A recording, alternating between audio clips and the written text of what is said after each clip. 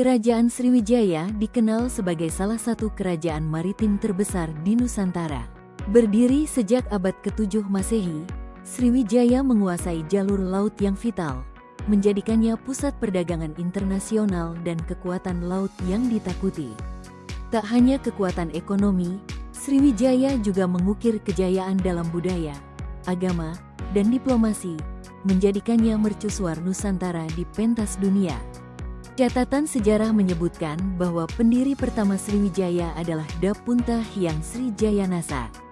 Berdasarkan prasasti kedukan bukit yang ditemukan di tepi Sungai Tatang, disebutkan bahwa ia memimpin ekspedisi besar dengan ribuan tentara dan armada laut.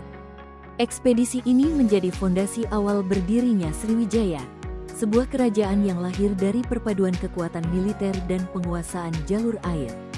Letaknya yang strategis di wilayah Palembang, di pertemuan Sungai Musi dan Selat Malaka, menjadikan Sriwijaya sebagai titik perlintasan utama bagi kapal-kapal dari Tiongkok, India, Arab, hingga Nusantara Timur. Geografi ini menjadikan Sriwijaya bukan hanya pusat perdagangan, tetapi juga tempat persinggahan, pengisian logistik, hingga pusat penyebaran agama dan ilmu. Ekonomi Sriwijaya bertumpu pada perdagangan maritim.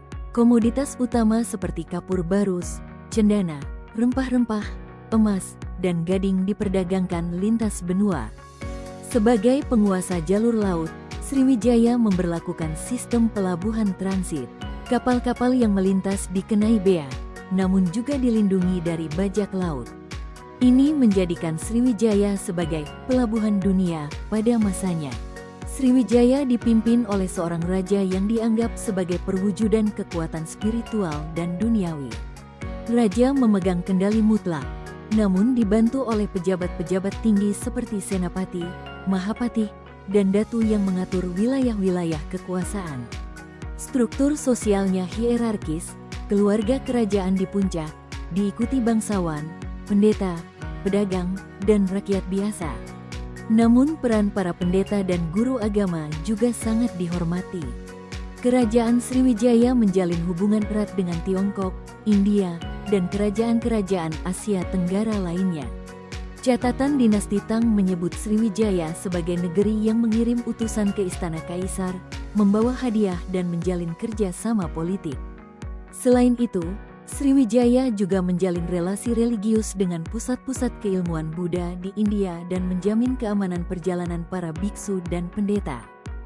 Bukti-bukti sejarah Sriwijaya banyak ditemukan dalam bentuk prasasti berbahasa Melayu kuno dan Sanskerta. Di antaranya, prasasti Kedukan Bukit, Talang Tuwok, Karang Berahi, Telaga Batu, dan Hujung Langit. Peninggalan ini mencatat peristiwa-peristiwa penting, doa-doa untuk kemakmuran, dan perintah kerajaan.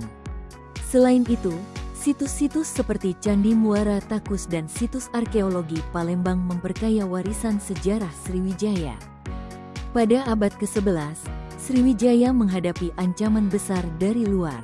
Kerajaan Chola dari India Selatan menyerang dan menghancurkan pelabuhan-pelabuhan utama Sriwijaya sekitar tahun 1025 m. Kemunduran semakin diperparah oleh bangkitnya kerajaan-kerajaan pesaing seperti Majapahit dan Singhasari di Jawa. Secara perlahan, pengaruh Sriwijaya menghilang dari panggung sejarah, dan pada abad ke-14, kerajaan ini telah lenyap dari catatan politik.